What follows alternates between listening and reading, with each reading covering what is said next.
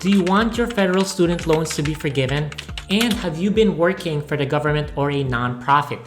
If the answer to both is yes, here's some good news for you.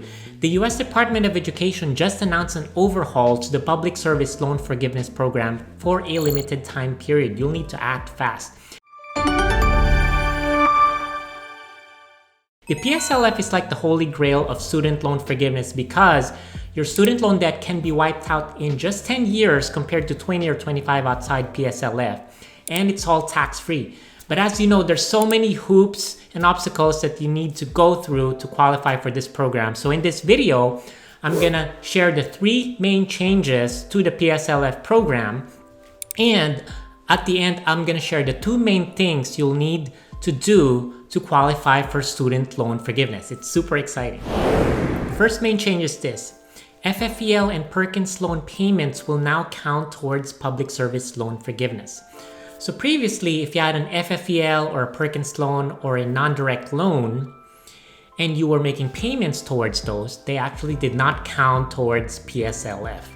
You needed to consolidate them into a direct consolidation loan, and only after then will it count towards PSLF. So now what they're saying is, even if you've been beating yourself up because you didn't know you needed to do it, so you've been making, for example, payments towards your FFEL or Perkins loan for 8 years now, you just need to roll them over to a direct consolidation loan, and your past 8 years of payments towards your FFEL or Perkins loan, they will now count towards public service loan forgiveness. The second main change is past payments under any plan will now count towards public service loan forgiveness. What does that mean? Previously, after you've consolidated your student loans into a direct consolidation loan, you needed to go through one more hoop. You needed to enroll in one of the income-driven repayment plans like pay as you earn or repay before they would qualify as a qualifying payment. Under this overhaul, if you are making payments into a direct loan but you are in the wrong repayment plan, those past payments will now count towards PSLF. The third main change is, you know how previously if you had 1 or 2 late payments, your federal student loan provider is going to say, no, you're a slacker, those late payments will not count towards PSLF. Well, under the overhaul, late payments will now count towards public service loan forgiveness.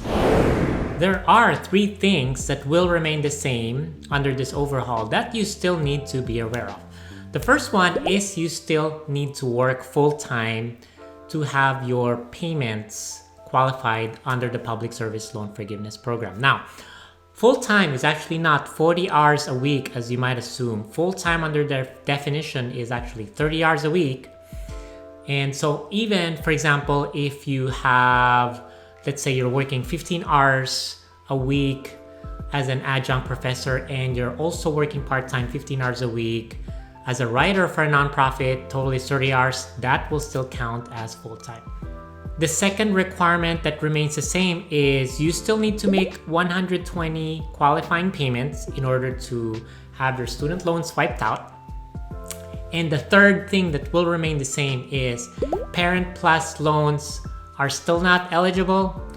Private loans are still not eligible. It has to be federal student loans. PSLF loan forgiveness is possible despite what you hear in the news about very small applicants actually get their student loan forgiveness. Case in point, if you Google Michael Mitchell, he is a professional musician turned social worker. The federal government wiped out his $170,000 in student loans. It became zero. $170,000 became zero. So if you'd like to take advantage of the new PSLF loan forgiveness rules, you might want to consider these 2 things. First, if you have an FFEL or a Perkins loan or a non-direct loan, you'll need to call your federal student loan provider, could be Navient, Nelnet, Great Lakes, tell them to consolidate your student loans into a direct consolidation loan, and you need to do this by October 31st, 2022. According to my sources, it'll take around 70 days to roll that over into a direct consolidation loan. If you're planning to apply for PSLF loan forgiveness, your loan will most likely be transferred to Fed loan servicing. The second thing that you'll need to think about if you want to avail of PSLF loan forgiveness is if you had previous payments that did not count, let's say you were enrolled in a wrong repayment plan, well, you can now tell them to please count those past payments that you previously did not count. And to do so, you'll need to submit a PSLF form. You'll need to go to studentaid.gov/PSLF, studentaid.gov/PSLF to file that PSLF form.